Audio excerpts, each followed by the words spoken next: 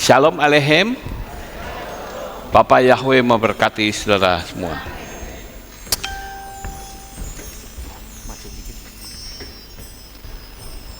Ya, saya akan menyampaikan satu materi, judulnya adalah Jalan Keindahan. Rupa-rupanya sore ini banyak jemaat yang belum pulang ya, masih di luar kota semua, sehingga yang datang sangat sedikit hari Rabu. Tapi saya berharap sekalipun saudara ada di luar kota, tapi saudara bisa mengikuti streaming dari kami. Ya, itu harapan saya. Baik saudara-saudara, kita akan baca ayatnya di dalam kitab Nabi Yeremia pasal 42 ayat yang ketiga. Yeremia 42 ayat yang ketiga. Agar Yahweh Elohimmu berkenan menunjukkan kepada kami jalan yang dapat kami tempuh dan hal yang dapat kami lakukan, serta Tehillim atau Mazmur 119 ayat 105 yang sudah cukup terkenal, bunyinya, firman-Mu adalah pelita bagi kakiku dan terang bagi jalanku. Saudara yang terkasih, tentu banyak orang hafal dengan firman ini yang kita baca. Tetapi banyak orang juga yang sulit untuk mempraktekannya. Tapi kita akan belajar, kita sama-sama belajar agar kita berkenan di hadapan Tuhan. Ya.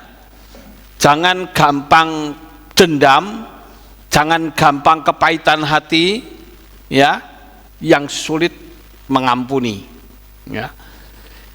Dan tentu saja yang saya bicarakan tentang jalan yang penuh dengan keindahan ini bukan jalan seperti yang ada dalam gambar itu, tetapi jalan kehidupan manusia itu ibarat jalan seperti tadi firman Tuhan katakan, firman-Mu adalah pelita bagi kakiku dan terang bagi jalanku. Saudara, memang keindahan itu relatif, ya. Saya katakan relatif, kenapa?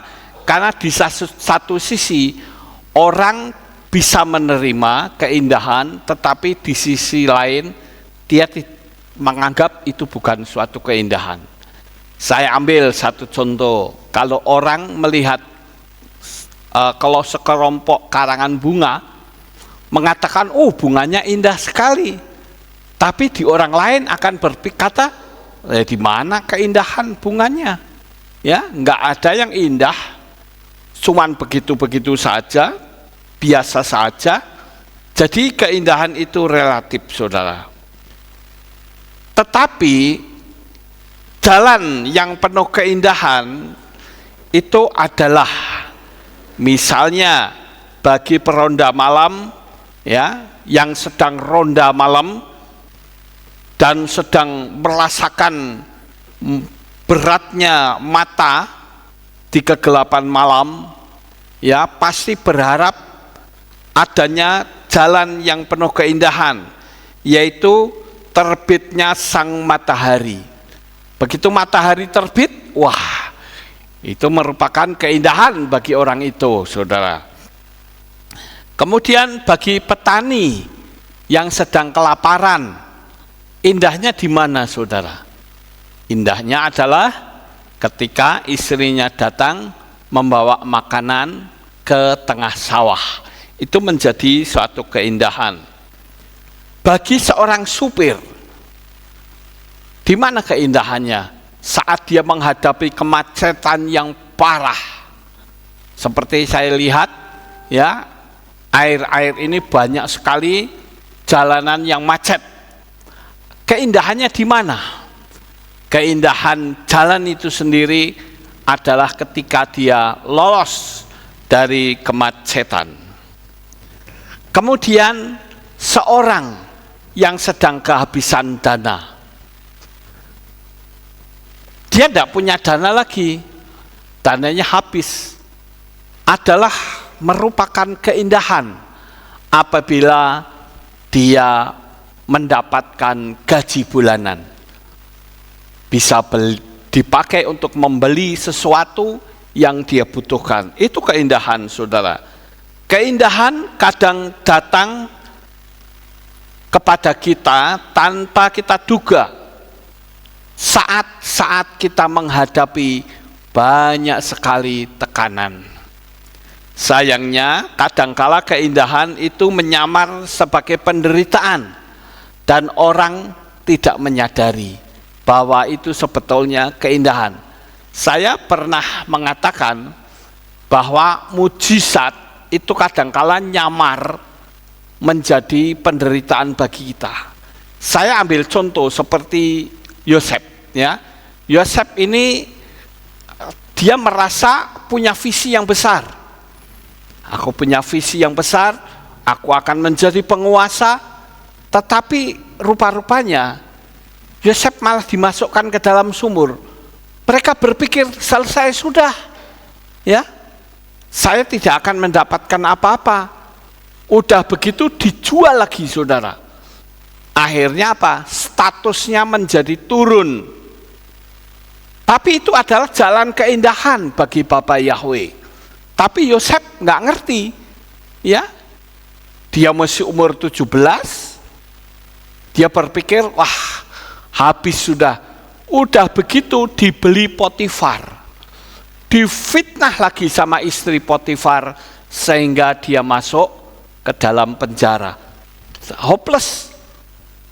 Tetapi sebetulnya itu adalah jalan-jalan bagi Yosef itu sendiri.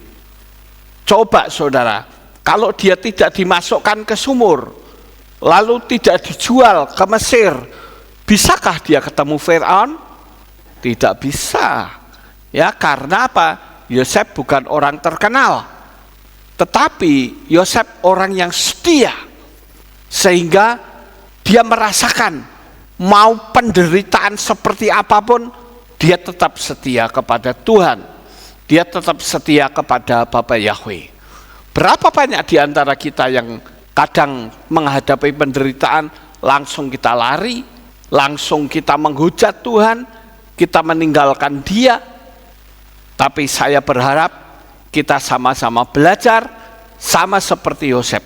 Sekalipun dalam penderitaan, dalam tekanan, dia tetap setia. Dia tidak ngomel, dia tidak marah-marah, tetapi dia serahkan semuanya itu ke dalam tangan Tuhan. Mungkin cukup lama saudara, dia menderita. Umur 17, dia punya visi dan impian. Tetapi terwujud umur berapa? Umur 30. Berarti berapa? 13 tahun dia menderita saudara. Nah, coba kalau misalnya selama 13 tahun itu dalam penderitaan, kalau kita yang menilai, kita akan mengatakan apa? Yosef mesti orangnya bersalah itu. Yosef mesti berdosa itu.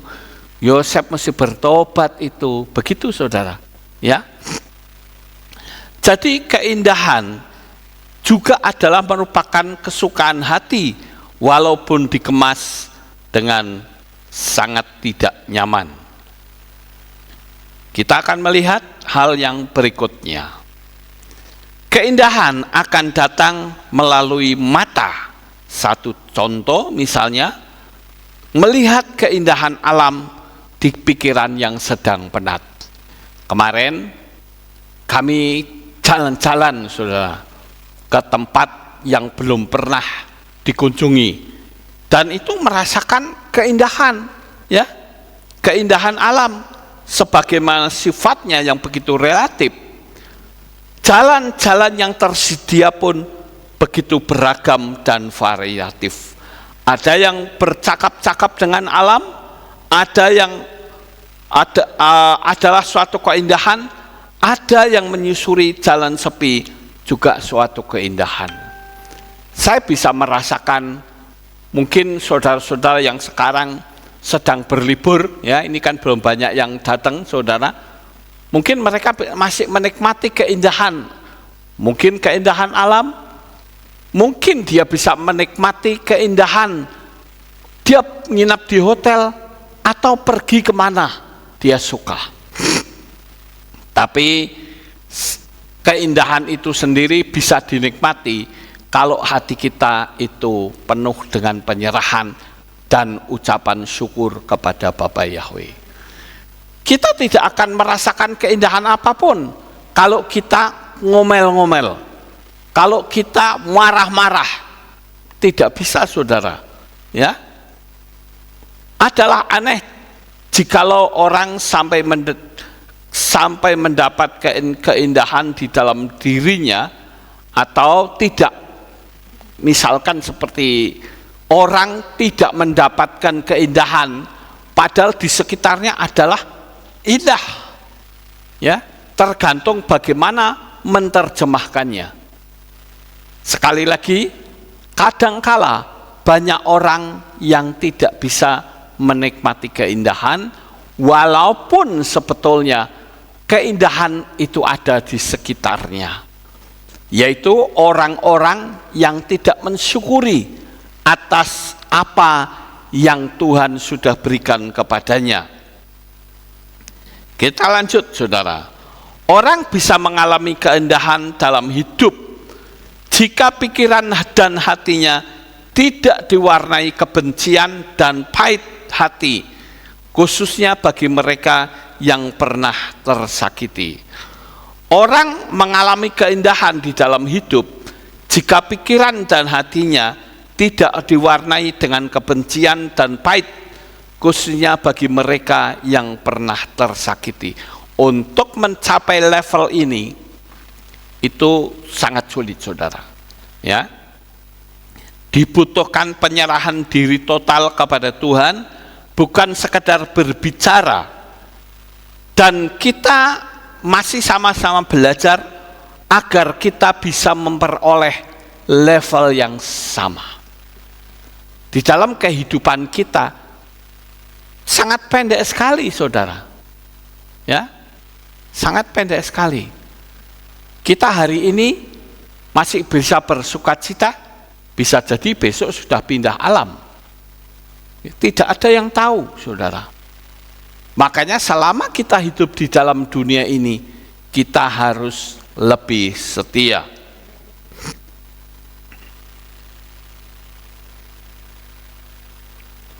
Penderitaan juga merupakan keindahan.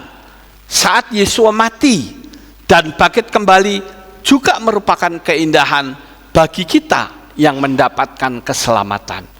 Bagi Yesua merupakan suatu keindahan ketika dia bisa menyelamatkan manusia. Amin. Ya. Kadangkala kalau kita menderita, kita langsung memvonis, wah Tuhan itu jahat. Tuhan itu tidak sayang sama saya. Tuhan itu benci sama saya. Tetapi saudara harus mengetahui, ketika kita penuh dengan syukur, seperti Yesua, saudara. Yesua mati di kayu salib juga merupakan keindahan bagi kita semua. Akhirnya kita mendapatkan keselamatan, kita terlepas dari kebinasaan. Coba kalau Yesua tidak menderita, apakah kita bisa selamat? Apakah kita bisa kumpul di tempat ini? Saya rasa tidak, saudara. Kita masih menempuh jalan hidupnya sendiri-sendiri.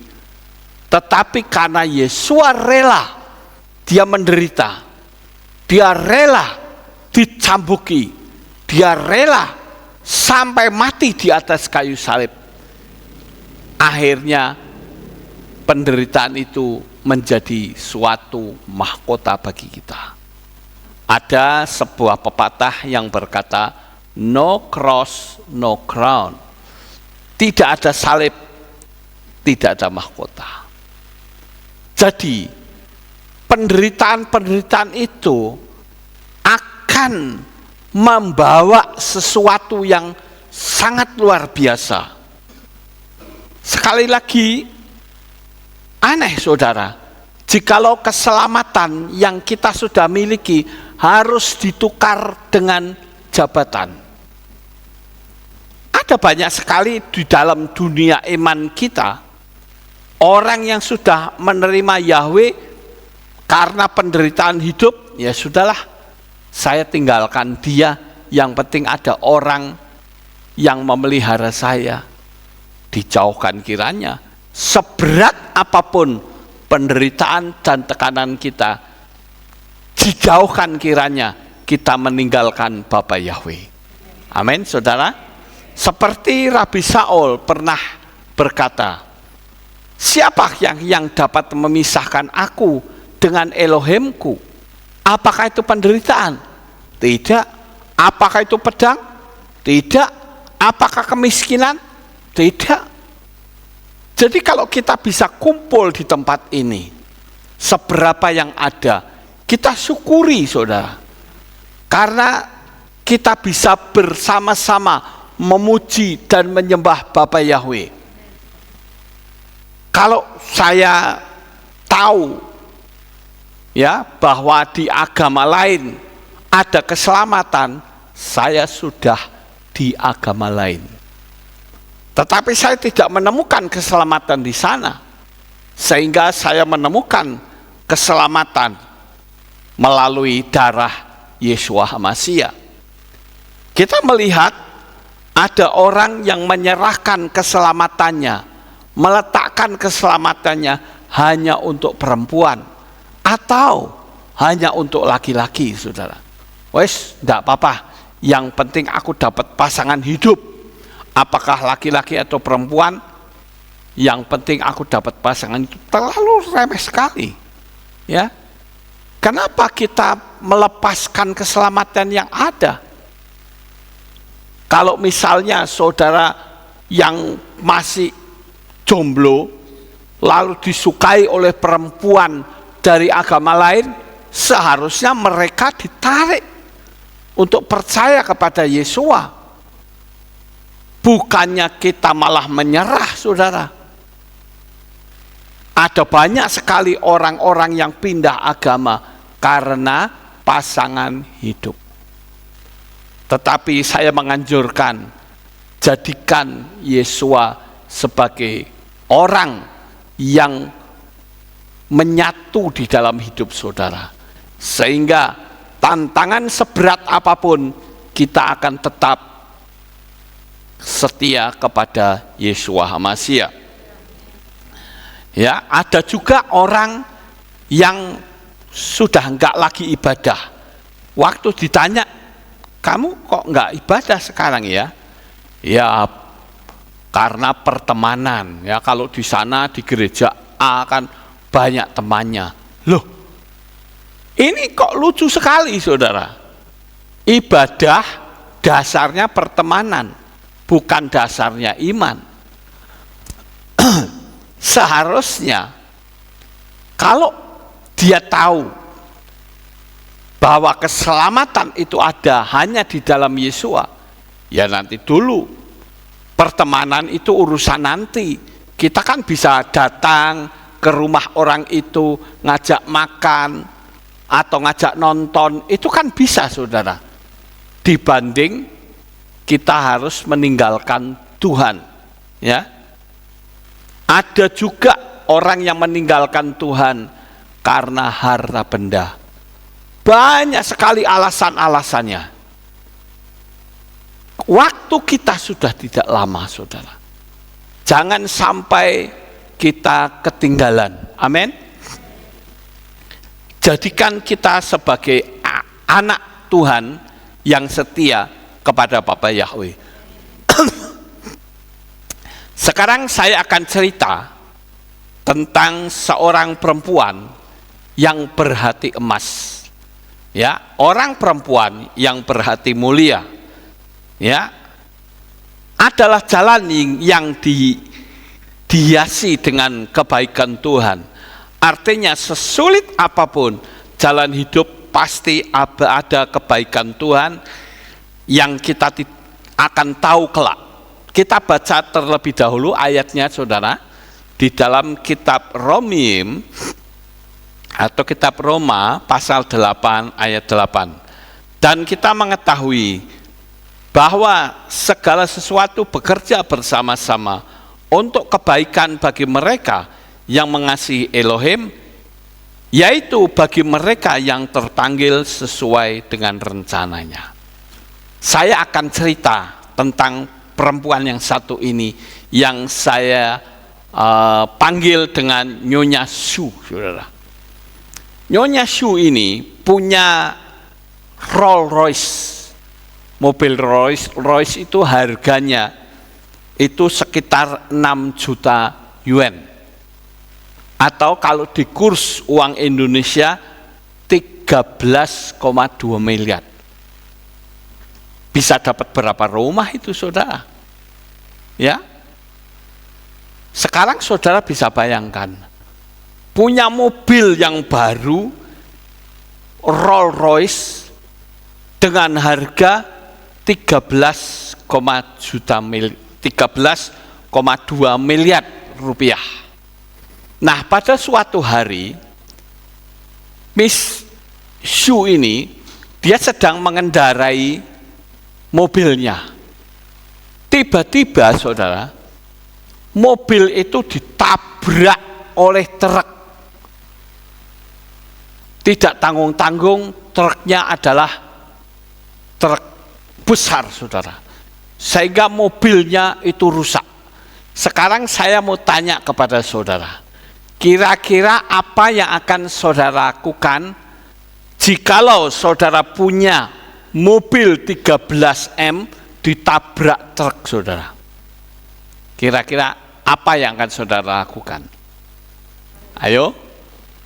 Ngamuk, saudara. Malah, saudara. Marah besar. Dan bahkan kita akan peras orangnya, saudara. Kamu harus bayar 13,2 miliar. Nah, supir truk itu bernama Pak Li, saudara. Saya pikir Pak Li menjual ginjal pun tidak bisa untuk membayar kerusakan Rolls Royce, saudara, karena saking mahalnya. Ini kan Rolls Royce itu ratusan juta, ya. Nah, kita lanjutkan, nanti kita tonton dulu, saudara. Kita tonton videonya supaya saudara mengerti. Ayo kita lihat videonya.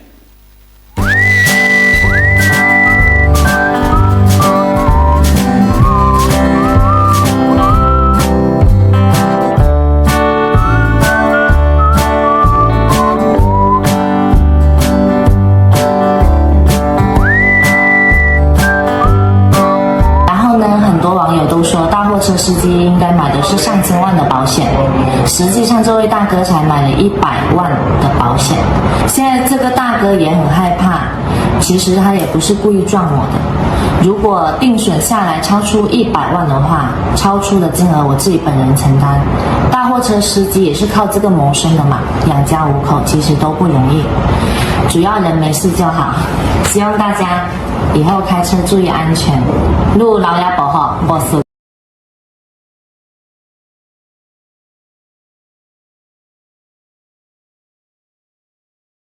Mrs. Sue ini, saudara, ketika mobil seharga 13,2 miliar itu ditabrak oleh truk, saudara, ternyata setelah ditangkap polisi, ternyata yang salah itu truknya, saudara, bukan mobil Rolls Royce-nya. Nah, ini pertemuan Mrs. Sue dengan supir truk, saudara.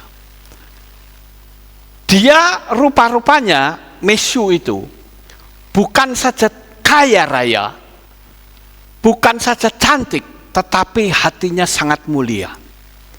Kenapa saya katakan demikian? Karena Miss Sue ini ketika ditanya oleh polisi, kamu minta ganti berapa? Ternyata Miss Yu ini mengatakan, saya tidak minta ganti. Betapa luar biasanya saudara, Mrs. Yu ini. Padahal itu rusaknya, itu kalau dihitung bisa ratusan juta. Ya. Pak Li ini itu sudah gemetaran saudara. Dia sampai gemetar. Tidak bisa membayangkan bahwa dia bisa masuk penjara kalau tidak bisa membayar kesalahan dia. Dia bahkan tidak punya uang untuk bisa membayar Mrs. Xu ini. Lalu pada waktu itu rupa-rupanya Mrs. Xu ini dia mengatakan bahwa aku tidak menuntut bayaran 1 yuan pun. Ada banyak sekali alasan mengapa dia melepaskan Pak Li, saudara, dalam kecelakaan ini. Padahal bempernya ringsek, itu harganya pasti ratusan juta, ya, tetapi diburke begitu saja. Kenapa? Ternyata Mrs. Yu ini dia punya alasan tersendiri. Pertama, Pak Li hanya punya asuransi yang bisa diambil hanya 1 juta yuan. Sangat sedikit, tidak memadai, saudara. Kemudian yang kedua, keadaan ekonomi Pak Li itu tidak baik-baik saja. Dia sering kerja lembur untuk memenuhi kebutuhan keluarga. Jadi, buat apa saya itu mempersulit Pak Li? Hidupnya sudah sulit. Ibarat seperti orang itu sudah jatuh tertimba tangga. Untuk membayar begitu banyak, jelas Pak Li tidak sanggup. Dia pasti akan menyerahkan diri, lebih baik saya di penjara.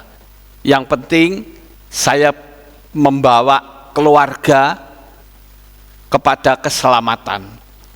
Dan hebatnya lagi, Mrs. Xu ini masih mendoakan, saudara. Bayangkan, Mrs. Xu itu tidak atau belum mengenal nama Yahweh, tapi dia bisa mendoakan Pak Li supaya keluarganya sehat, keluarganya diberkati Tuhan, pekerjaannya bisa lancar. Bayangkan, saudara. Tidak berlebihan jikalau saya mengatakan ini seorang perempuan yang berhati mulia. Yang ketiga, alasan Mrs. Xu itu tidak minta ganti adalah Pak Li ini tidak sengaja nabrak mobilnya. Siapa sih yang sengaja nabrak mobilnya? Pasti tidak ada orang yang berpikir saya akan tabrak Rolls Royce itu. Enggak mungkin, saudara. Jadi itu bukan kesengajaan, walaupun truknya itu salah, ya. Nah, saudara-saudara, sehingga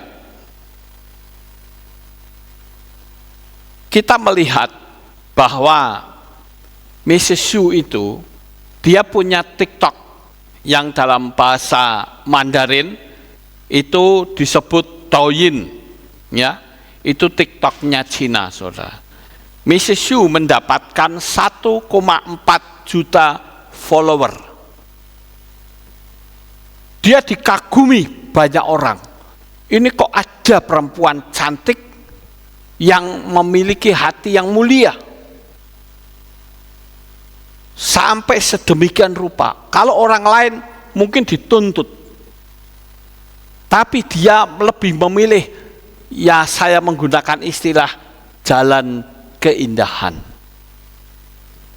Kalau dia bisa melepaskan Pak Li juga merasakan sukacita.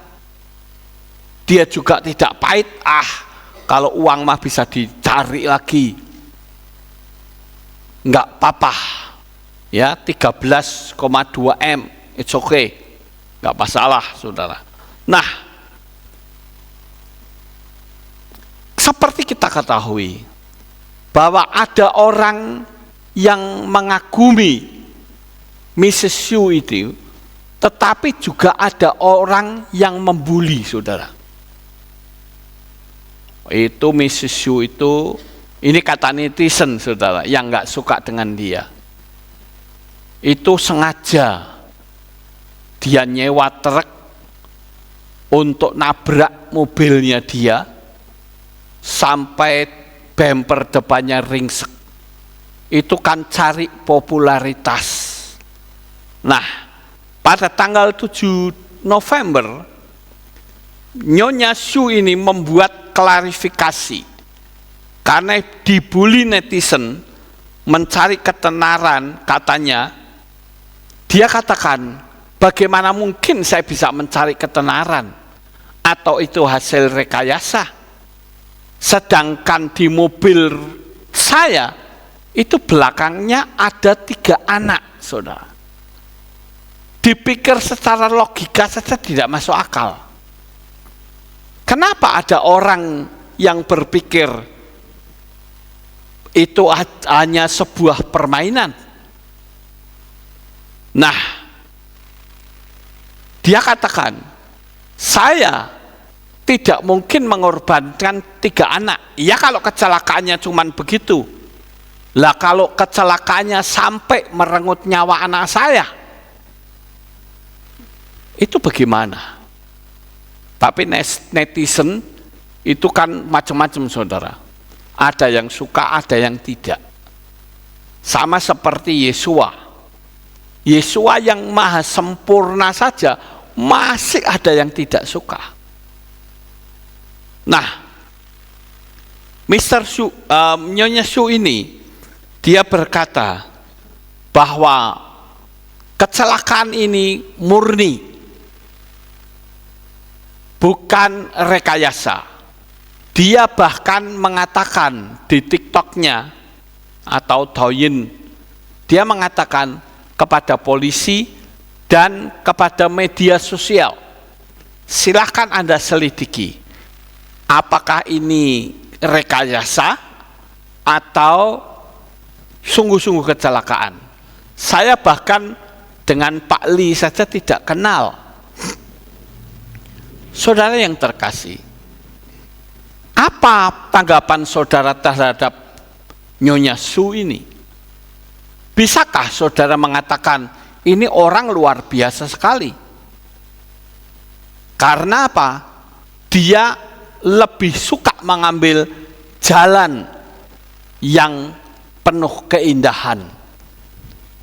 Dia tidak menuntut Pak Li, tidak masuk ke pengadilan, tetapi dia membebaskannya dan menjadikan Pak Li sebagai sahabatnya. Ini sesuatu yang luar biasa, saudara. Bisa saudara bayangkan, mobil ringsek begitu, supirnya masih dijadikan teman bagi dia. Itu tidak gampang, saudara. Kalau orang biasa yang tidak berhati mulia, mungkin dia sudah kepahitan hati luar biasa. Mungkin juga supirnya diperes, saudara. Tapi Miss Xu ini bahkan sampai dia membuat TikToknya itu dikagumi oleh banyak orang karena dia menyadari bahwa tidak semua orang bisa melakukan seperti itu. Coba saudara sama-sama kita pakai logika. Lah, Pak Li itu kekayaannya berapa, saudara? Sebagai seorang supir truk, tentu tidak seberapa. Tetapi kalau dia ditekan bukannya baik malah tidak baik, saudara. Pak Li pasrah, sudah terserah saya mau diapain, saya manut. Tapi itu Misyu, dia katakan, saya lepaskan, saya ampuni. Ini bukan suatu kesengajaan. Dia bahkan mengatakan kepada polisi, bebaskan orang ini. Luar biasa sekali, bukan? Nah, di sini saudara, yang saya soroti adalah ada banyak orang yang belum percaya kepada Bapa Yahweh atau belum mengerti nama Yahweh, tetapi dia sudah punya hati yang sangat mulia. Tetapi ada orang yang sudah percaya Bapa Yahweh, tetapi hatinya penuh dengan kepahitan. Saudara yang terkasih, jalan-jalan penuh keindahan adalah jalan-jalan yang dipimpin oleh Bapa Yahweh atau firman, bukan suara hati atau perasaan yang berlawanan dengan firman. Kita melihat banyak sekali orang-orang yang sekarang sudah percaya kepada Bapa Yahweh, dia mengambil langkah yang salah, yaitu dia tidak lagi memanggil. Lah saya kadangkala ya merenungkan, orang-orang yang tidak memanggil nama Yahweh itu pikirannya ada di mana gitu loh. Mereka sudah percaya. Bahkan kitab suci sendiri mengatakan, ya, di dalam Difre Hayamim Aleph atau 1 Tawarikh pasal 16 ayat 8, Tehillim atau Mazmur 105 ayat 1, dan Yesayahu atau Yesaya pasal 12 ayat 4. Di situ dan macam-macam banyak sekali ayatnya, saudara. Cuman saya ambil 3, sudah membuktikan bahwa nama Yahweh harus dipanggil. Saya akan doktrinkan ini kepada saudara, supaya saudara paham betul. Kenapa kadangkala kita tidak memanggil nama Yahweh? Padahal kitab suci dengan jelas mengatakan bahwa kita harus memanggil. Patokan kita bukan perasaan, saudara. Saya kadang lucu lihat orang-orang Yahudi, katanya pinter, tapi tulisan YHWH membacanya Hashem. YHWH membacanya Adonai. Itu pinter apanya, saudara? Meleset itu. Padahal di dalam kitab Tehillim pasal 1 ayat 1 sampai 2, berbahagialah orang yang tidak menurut nasihat orang fasik. Lah bagi saya saja, kalau misalnya saya ketemu dengan orang Yahudi lalu berkata, Pak Lukas, Anda salah, karena nama Yahweh itu harusnya dipanggil Hashem atau Adonai. Saya tidak akan berkata, oh gitu ya, ya sudah, orang Yahudi saja memanggil Hashem, kok apalagi kita orang luar. Kalau saya tidak seperti itu, saudara. Kita akan mengatakan bahwa sekalipun kamu orang Yahudi, tetapi firman-Nya mengatakan bahwa kamu harus memanggil nama Yahweh, saya tidak akan turuti kamu. Harusnya kita tegas, kita lebih nurut firman daripada mengikut apa kata banyak orang, khususnya orang-orang Yahudi yang mengikuti Talmud. Itu tidak memanggil nama Yahweh, kan mengikut Talmud, saudara. Katanya nama itu kudus, sehingga tidak boleh dipanggil. Saya balik bertanya, nah kalau begitu Yesua itu namanya kudus enggak? kok dia dipanggil? Ayo. Berarti kalau dipanggil nggak kudus dong. Nggak bisa begitu, saudara. Kita sebagai orang-orang percaya, kita menyadari bahwa jalan-jalan yang penuh keindahan adalah ketika kita percaya, ketika kita mengakui firman-Nya di dalam kehidupan kita. Waktu kita sudah tidak lama lagi. Jalan-jalan yang penuh keindahan adalah jalan yang membawa hati kepada kedamaian dan tidak diwarnai emosi dan marah-marah. Coba pakai pertanyaan, kalau marah terus mau apa? Kan nggak ada artinya, saudara. Kalau kecewa terus mau apa? Semua sudah terjadi. Kita melihat kondisi keberadaan bencana di mana-mana.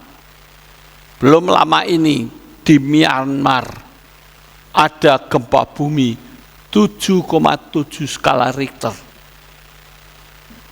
Bahkan saya baca beritanya, saudara, ada gedung bertingkat 30, itu adalah investor dari Cina.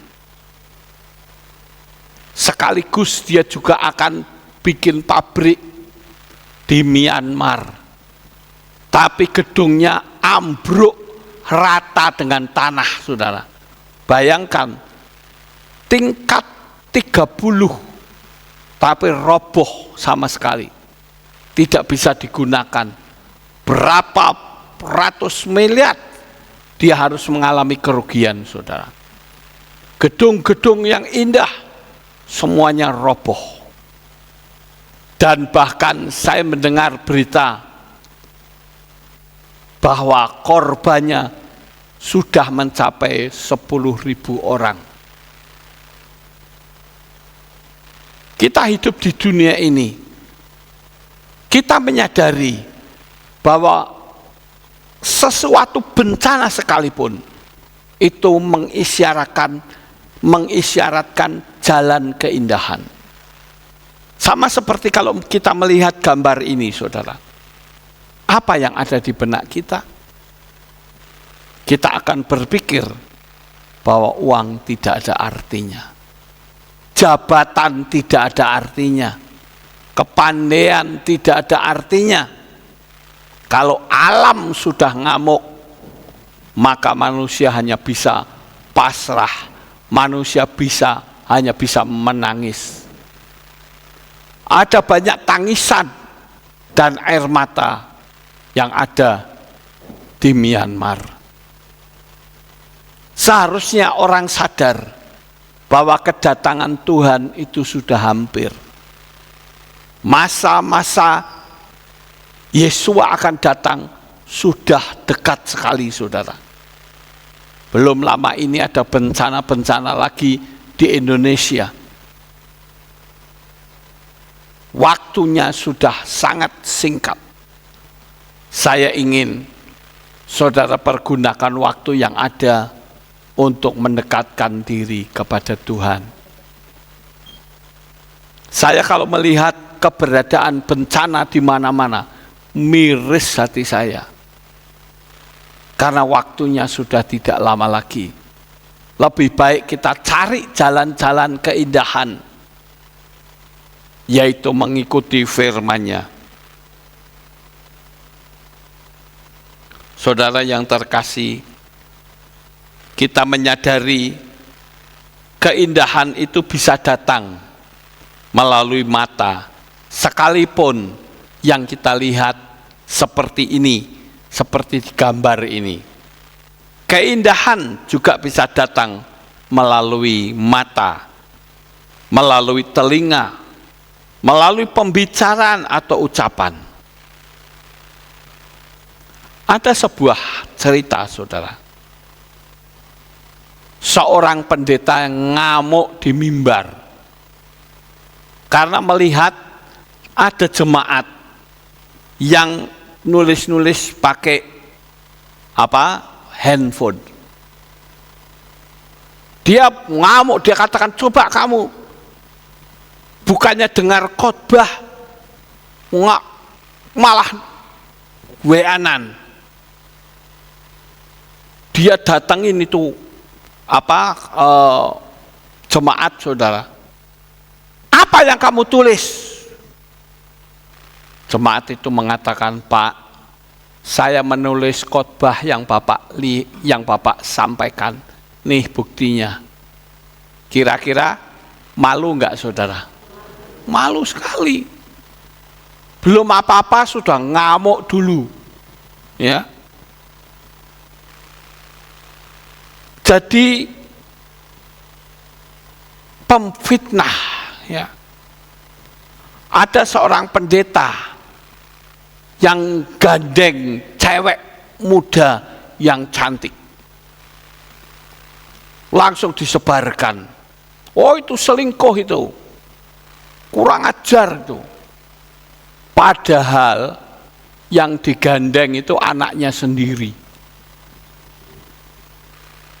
Karena dia nggak ngerti menghakimi seenaknya, saudara. Ada yang model seperti itu. Jadi mengumbar kata-kata yang tidak baik. Bukannya diselidiki dulu, ini apa? Kenapa kok sampai begini? Sudah langsung disebarkan. Ini kan tidak baik, saudara.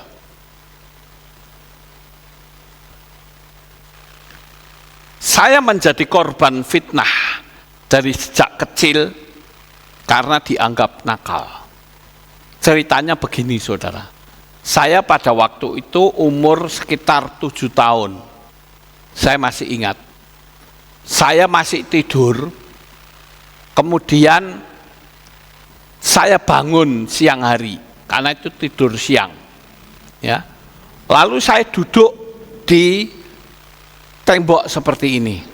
Ini sebagai ilustrasi saja. Kira-kira saya duduk di situ bersama dengan temannya. Tiba-tiba ada nenek-nenek yang datang kepada saya, tidak bilang A, B, tidak ngomong hijau kuning. Tahu-tahu muka saya dipukuli, saudara. Kurang ajar ya, asu ya. Wah, ngomongnya tidak karu-karuan, saudara. Saya dimaki-maki habis-habisan. Lah saya tidak ngerti apa-apa, saya baru bangun. Rupa-rupanya Pak Yakob yang melakukan kesalahan. Ya, dia berbuat nakal terhadap anak kecil. Dulu saya dengan Pak Yakob sama kenakalnya, saudara. Ya, Pak Yakob punya jagoan, saya punya jagoan anak kecil. Kadang kita adu, ya. Ayo di tempat sepi, disurai, saudara. Saya masih kecil, saya jadi ingat yo. Ya, umur 7 tahun, saya ngajak anak kecil. Pak Yakob juga ngajak, ayo kowe wani ora gelut kalau wae. Wani, ayo gelut. Wah, disurai. Pak Yakob nyurai jagoannya, saya nyurai jagoannya. Nanti giliran sudah kalah dipisah. Setelah nangis sudah bubar. Ya. Pokoknya sampai nangis, saudara. Nah, saya itu masih duduk di kalau orang sana nyebutnya buk, saudara. Saya masih santai bersama dengan teman-teman. Tahu-tahu buah. Muka saya dipukuli habis-habisan. Umur 7. Lah nenek-neneknya sambil pakai sarung dicincing-cincing. Saya masih ingat itu. Lah saya kan pulang sambil nangis, saudara. Apa yang terjadi? Giliran nenek saya yang ikut ngamuk, ya, dia datangi itu rumah, ya. Saya nyebutnya anak itu namanya Panjang, ya, saya panggilnya Panjang, saudara. Didatangi, ditantang sama nenek saya. Nek wani metu kowe, ora nang jero wae. Ya bocah ora apa-apa diwantemi. Ayo tua padha bae tua. Rame saudara. Begitu dia keluar anaknya keluar, dia nggak ngerti apa-apa. Begitu keluar, langsung tak pukul saudara. Nah, saya bilang, kowe sing gawe goro-goro. Ya tak pukul anak-anaknya. Tapi neneknya dia tidak berani keluar saudara. Itu korban pembulian. Kenapa sih harus menggunakan cara seperti itu? Saudara, apakah itu jalan keindahan? Tidak. Harusnya ditanya dong. Kamu kok sampai mukuli cucu saya bagaimana? Nggak akan terjadi keributan, saudara. Wong saya baru bangun tidur kok. Pernah sekali waktu saya di Jakarta, saudara. Saya jadi ingat. Waktu saya di Jakarta, saya masih tidur, muka saya diobok-obok sama cewek, saudara. Ada 4 kalau nggak salah, cewek ngobok-obok muka saya. Wait, bangun lu, bangun. Begitu saya bangun, kaget itu ceweknya, karena bukan Pak Yakub. Kurang ajar kamu ya. Kamu ngobok-ngobok orang sak penake dhewe. Nah, seperti itu, ya. Harusnya kan dibangunin, Pak Yakub, ayo bangun. Dia pikir saya Pak Yakub, saudara. Muka saya diobok-obok kemenge dhewe, ya. Saya masih ingat itu waktu saya di Jakarta. Kenapa sih orang lebih suka menggunakan emosi seperti itu? Kenapa tidak mempergunakan hal-hal yang baik? Jadi dengan kata lain, keindahan berubah ketidaknyamanan karena gagal mengkonvert keindahan berbentuk apapun. Harusnya kita mampu mengkonvert, saudara, mengubah. Sama seperti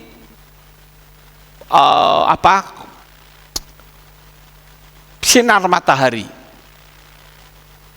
Mungkin sebagian orang mengatakan, oh panasnya luar biasa sinar matahari.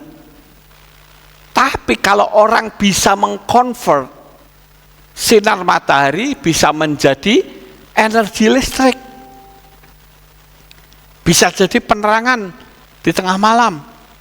Tapi karena tidak ngerti ngonvertnya, mengubahnya, sehingga yang ada hanya ngomel.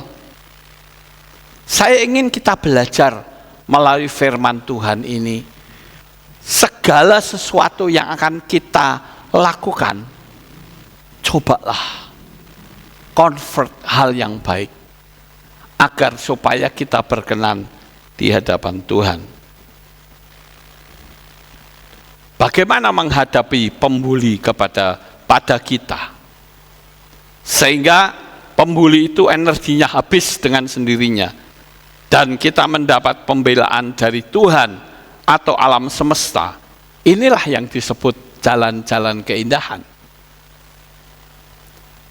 Saudara yang terkasih, saya mempelajari bagaimana caranya seorang pembuli itu bisa habis energinya. Ternyata gampang caranya, saudara. Cuman sulit untuk dilakukan. Ada anak, ya, dalam sebuah, saya kan suka belajar, saudara. Saya mempelajari ada anak dibully sama anak yang lain. Kamu jelek ya, lebih jelek kamu. Kamu kurang ajar ya, oh, kamu lebih kurang ajar. Langsung fight back, saudara. Terjadi serangan balik. Seharusnya nggak boleh begitu. Dalam pembelajaran saya, ketika mereka mengatakan kamu jelek, Ya, saya memang jelek. Kamu itu anak yang hebat. Kamu anak yang baik. Kamu tidak ganteng, ya. Saya tidak ganteng, tapi kamu lebih ganteng dari saya. Akhirnya pembuli itu akan merasa malu sendiri. Bahkan pembuli akan kehabisan energi, saudara. Ada sebuah cerita, seorang anak SD yang dibully habis-habisan, saudara. Wah, dihina luar biasa oleh 4 orang. Pada suatu hari, ketika di sekolah, karena satu kelas, yang dibully suruh maju, saudara. Yang dibully itu suruh maju sama gurunya, coba kamu tunjukkan keburukan orang yang bernama Yanti dan bernama Grace. Coba tunjukkan. Wah, si Grace dan Yanti udah ketakutan, saudara. Wah, luar biasa. Ini saya akan kena bales. Karena waktu itu orang yang dibully bisa saja balik membuli dia. Sekarang coba kamu tunjukkan Yanti itu orangnya seperti apa, Grace itu seperti apa. Dia berdiri sambil menunduk, lalu dia katakan, saya mengenal 2 orang ini. Yang pertama Yanti, yang kedua adalah Grace. Dan mereka saya kenal sebagai orang yang baik. Si Yanti dan Grace suka membelikan es saya. Yanti dan Grace juga anaknya ramah. Dia baik sekali. Yanti dan Grace seorang anak, tetapi dia suka menolong orang lain. Yanti dan Grace juga sangat disukai banyak orang, sehingga dia punya banyak teman. Wah, si Grace dan Yanti yang tadinya membuli, mukanya merah padam, saudara. Lalu dikatakan, coba kamu bicara yang terakhir. Bagaimana dengan Yanti dan Grace? Yanti dan Grace adalah orang yang baik. Kalau diajak ngomong selalu nyambung. Ada saja bahan cerita. Jadi dia sangat having fun. Satu kelas tepuk tangan semua, saudara. Lalu waktu anak ini istirahat, didatangi oleh Yanti dan Grace yang suka membuli dia. Dia duduk,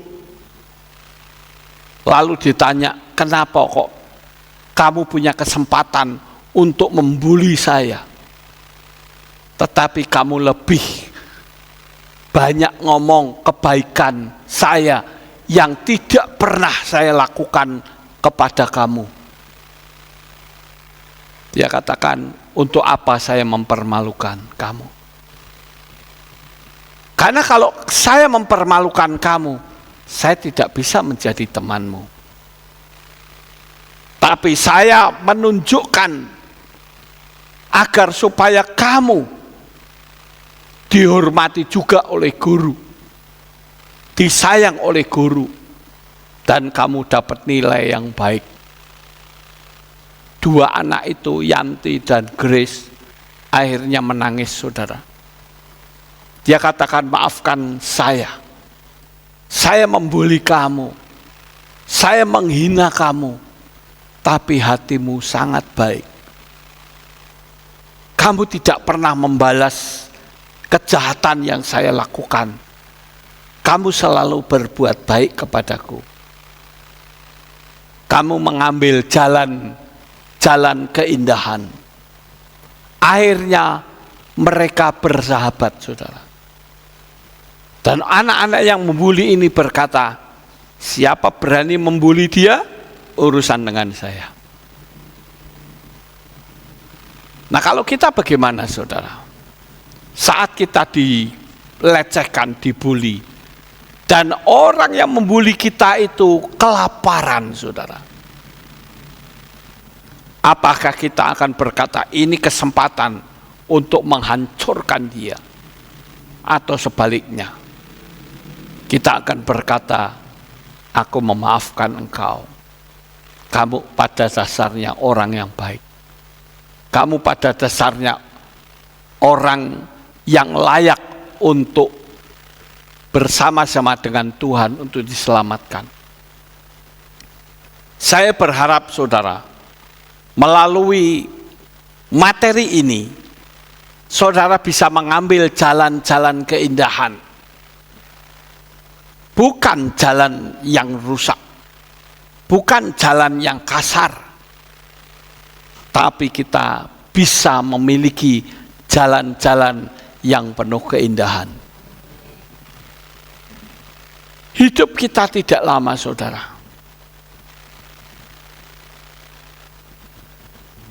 Apa yang akan kita lakukan? Kita harus membawa kesan yang baik kepada Tuhan. Kita menyadari bahwa sekali waktu saudara kita berpisah satu dengan yang lain. Baik saudara yang saya kenal dekat maupun saudara yang mengikuti streaming. Sekali waktu kita berpisah.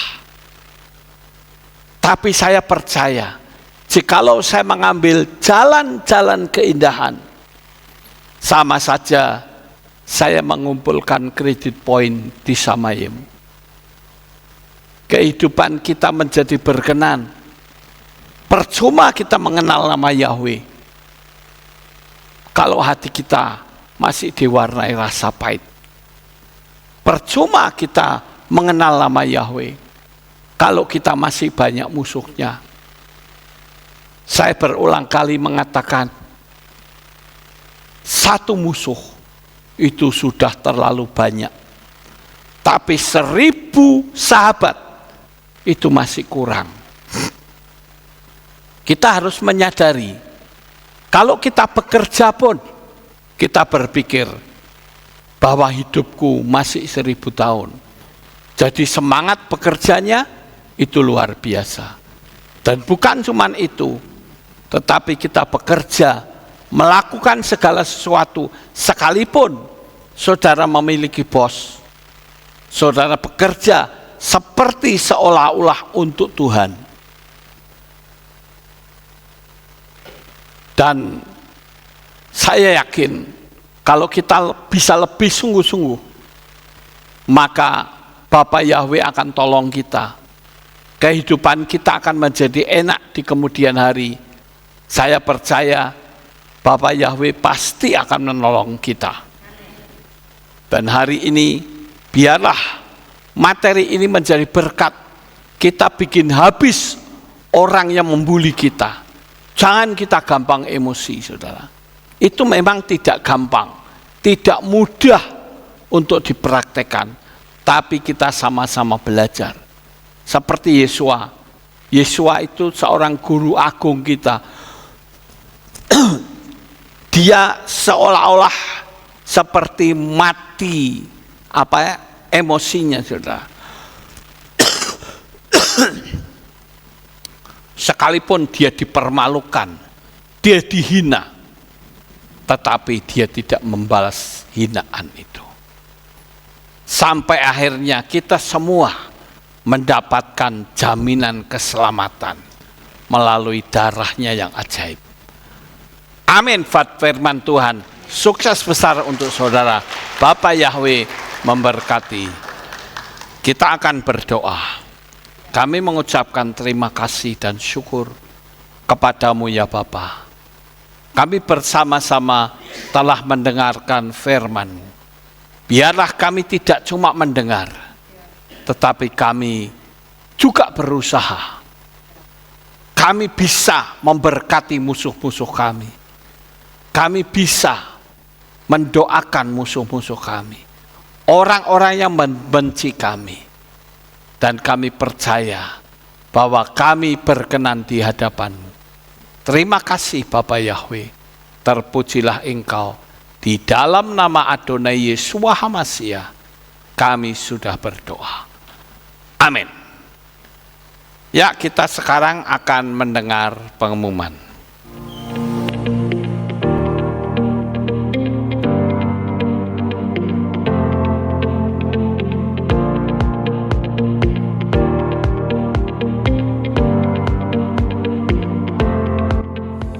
Shalom saudara, berjumpa kembali di Aleph Taum Update News.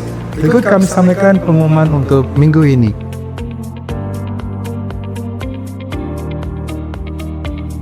Mengundang saudara untuk hadir dalam hari raya yang telah ditetapkan oleh Bapak Yahweh, yaitu hari raya Pesak pada hari Jumat, tanggal 11 April 2025 pukul 6 sore dengan tema Bebas dari Belenggu Dosa. Hari Raya Matsah Pembuka diadakan pada hari Sabtu, tanggal 12 April 2025 pukul 6 sore dengan tema Kasih dan Pengorbanan. Akan ada perjamuan kudus loh. Bagi jemaat yang berhalangan hadir, jangan khawatir, karena saudara bisa mengambil roti dan anggur di kantor Kehilat mulai tanggal 6 sampai 11 April 2025. Jemaat yang sedang sakit dan ingin dilayani perjamuan kudus di rumah juga bisa mendaftar di kantor Kehilat, karena tim perjamuan siap datang dan melayani saudara. Info lebih lanjut dapat menghubungi Ibu Sri di nomor berikut ini. Bagi subscriber yang mengikuti live streaming, dapat menyediakan 4 roti dan 4 cawan anggur bagi setiap orang, agar bisa mengikuti perjamuan kudus bersama. Mau tahu bagaimana cara buat roti tidak beragi? Silahkan cek tutorial di YouTube Lukas Sutisno berikut ini.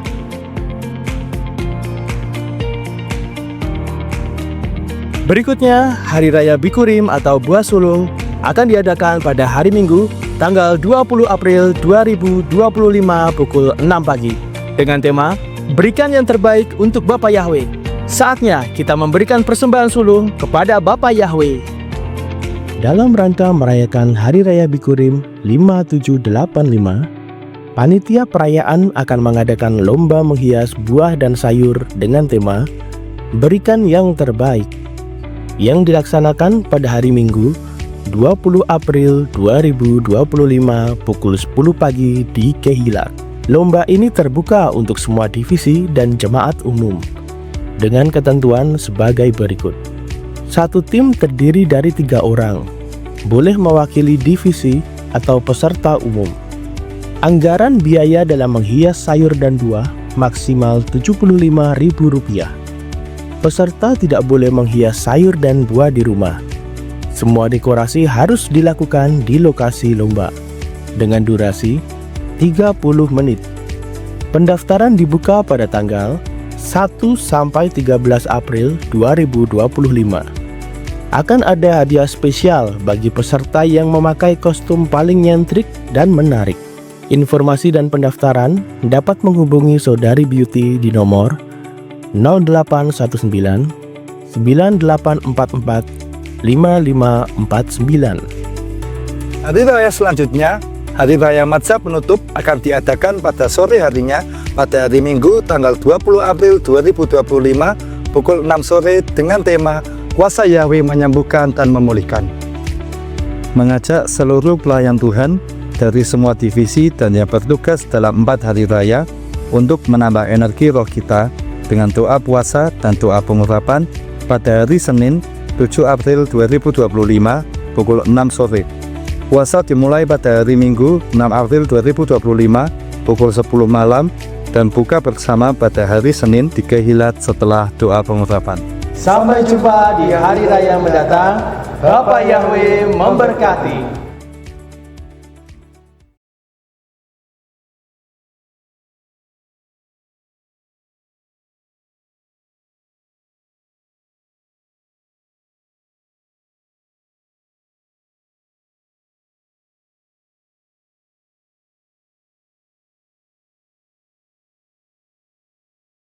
Di TPU Seraten. Kemudian ada lagi telah pulang ke rumah Bapak Yahweh, yaitu Bapak Gregorius Sao Tek Chun, ya, atau Pak Hartono, dalam usia 77 tahun, meninggal pada hari Senin 31 Maret pukul 18.30, akan dimakamkan pada hari Kamis 4 April 2025. Ya, itulah pengumumannya yang bisa kita sama-sama dengar. Kita akan akhiri kebaktian kita. Mari saudara kita bangkit berdiri, kita tutup di dalam doa. Terima kasih Bapak Yahweh, selesai sudah ibadah kami dari awal, pertengahan hingga sampai akhirnya. Sebentar lagi jemaat-Mu akan pulang. Jaga, lindungi, peliharakan mereka sampai di rumah dengan selamat. Pertemukan kembali dengan keluarga, agar supaya kehidupan mereka menjadi semakin indah. Kami percaya melalui firman-Mu, maka jemaat-Mu akan semakin mempraktekkan firman Tuhan, dan kehidupan mereka semakin berkenan di hadapan Tuhan. Apalagi kedatangan Tuhan sudah semakin dekat, bencana ada di mana-mana tempat. Terima kasih Bapak Yahweh, di dalam nama Tuhan Yesus HaMasiah kami berdoa untuk anak-anak-Mu yang masih berada di luar kota.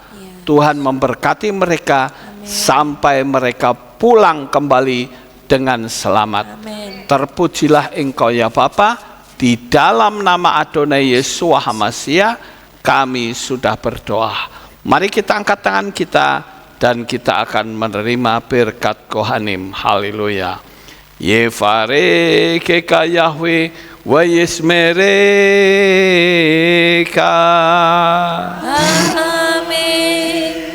Ken yehiratsa. Yair Yahweh pano eleka wikuneha. Amin. Ken yehiratsa. Isa Yahweh pano eleka wiyashem lecha shalom. Amin. Ken yehiratsa. Baruk atapaer ufaruk atapesareh, diberkatilah engkau di kota dan diberkatilah engkau di ladang. Amin. Baruk peribitnecha ufri atmatka ufri fahemteka syekar alapeka wa esterot soneka. Diberkatilah buah kandunganmu, diberkati hasil bumimu, hasil ternakmu, anak lembumu dan anak-anak dombamu. Amin. Baruk tanaka umisarteka, diberkatilah bakulmu dan tempat adonanmu. Amin. Baruk atapoboika ufaruk atapeseteka, diberkatilah engkau pada waktu masuk. Amin. Dan diberkatilah engkau pada waktu keluar. Amin. Baruk ata Yahweh Eloheinu melek olam, besem Yesus HaMasiah, Veruah HaKodes kile olam faet.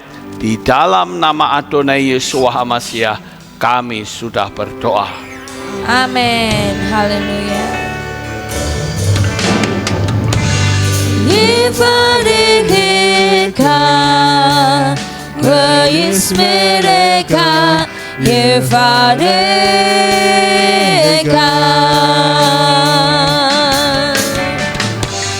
Yair Yahweh panaweleka wiguneka.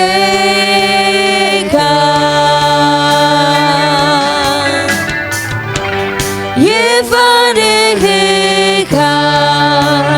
wa yismereka. Yevareka.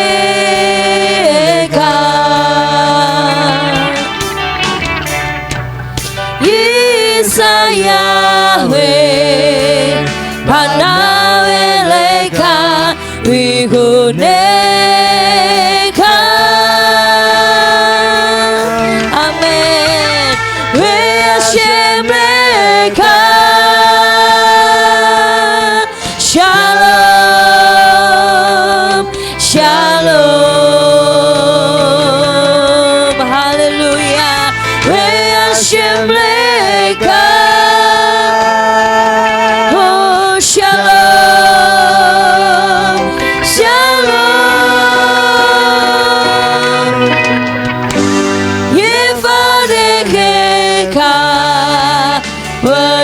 mereka Yefareka. Amin. Selamat pulang Bapak Ibu Saudara. Bapak Yahweh semakin memberkati kita semua. Amin. Aku diberkati. Maha Kuasa, terima kasih atas kehadiran Bapak Ibu Saudara sekalian dalam ibadah bersama kami di Kehilat Alef Tau Magelang. Doa saya Bapak Yahweh memberkati dengan kesehatan yang sempurna, damai sejahtera dan berkat materi yang semakin melimpah. Kami menunggu kembali kehadiran Bapak Ibu Saudara sekalian pada jam yang tersedia. Hari Sabat jam 5 pagi, hari Minggu jam 6 pagi, hari Rabu jam 6 sore. Siap sedialah sebagai mempelai Hamasiah untuk menyambut kehadiran mempelai pria kita yaitu Adonai Yeshua Hamasiah di awan-awan yang permai. Amen lehitraot. Shalom, sampai jumpa kembali.